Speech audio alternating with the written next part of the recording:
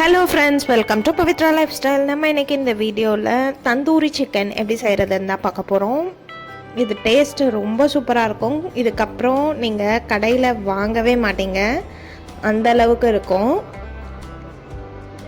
வாங்க எப்படி செய்கிறதுன்னு பார்த்துடலாம். அது செய்கிறதுக்கு ஃபஸ்ட்டு ஒரு பாத்திரத்தில் 2-3 டேபிள் ஸ்பூன் அளவுக்கு நல்லா திக்கான தயிர், புளிக்காத தயிரை ஆட் பண்ணிக்கோங்க. அதுக்கப்புறம் இந்த டிஷ்க்கு தேவையான அளவு உப்பு, காரத்துக்கு மிளகாய்த்தூள். இது மிளகாய் தனியா ரெண்டும் சேர்த்து அரைச்சது. நீங்கள் தனித்தனியாக வச்சுருந்தீங்கன்னா 1 டீஸ்பூன் மிளகாய்த்தூள், 1 டீஸ்பூன் தனியாத்தூள் ஆட் பண்ணிக்கோங்க. அதுக்கப்புறம் 1/2 டீஸ்பூன் மிளகு, 1/2 டீஸ்பூன் சீரகம், அதையும் ஆட் பண்ணிக்கலாம்.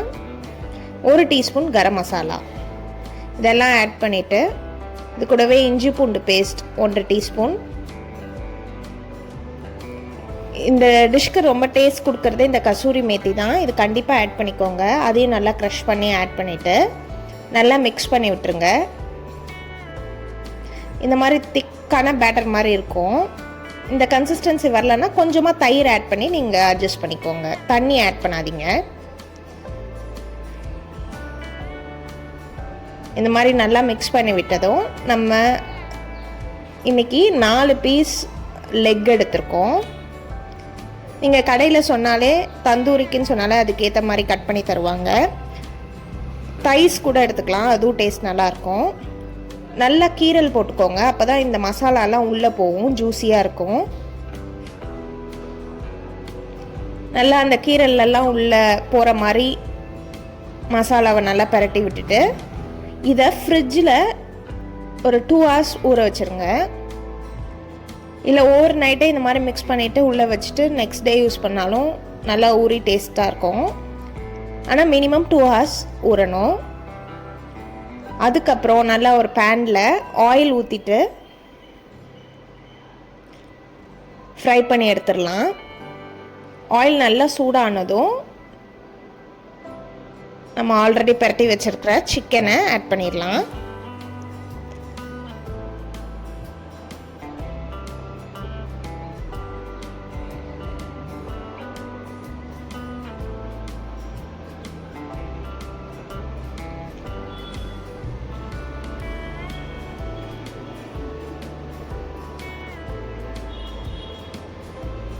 இப்போ தான் நம்ம சேனலை ஃபஸ்ட் டைம் பார்க்குறீங்கன்னா மறக்காமல் சப்ஸ்கிரைப் பண்ணிக்கோங்க. அப்படியே பெல் ஐக்கனும் ஆல்ல வச்சுக்கோங்க. அப்போ தான் நம்ம போடுற ஒவ்வொரு வீடியோவும் நோட்டிஃபிகேஷனாக வரும்.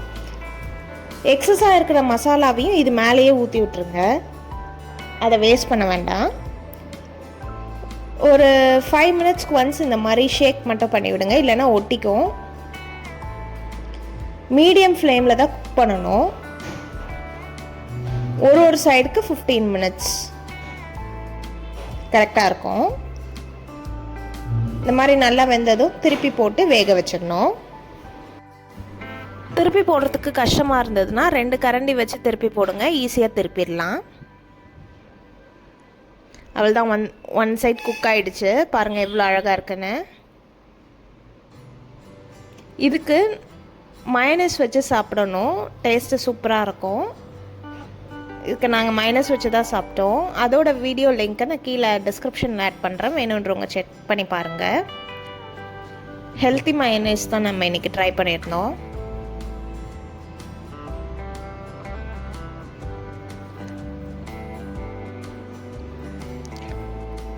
இன்னொரு சைடு வந்தனும் அதே மாதிரி திருப்பி போட்டு அதர் சைடையும் வேக வச்சுக்கலாம்.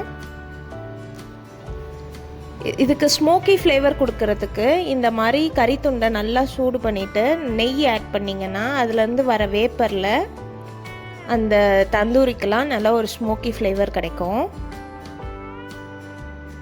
அப்போ தான் அந்த கடையில் கிடைக்கிற டேஸ்ட் இருக்கும். இதே மாதிரி நீங்களும் ட்ரை பண்ணி பார்த்துட்டு எப்படி வந்ததுன்னு கமெண்ட்டில் சொல்லுங்கள்.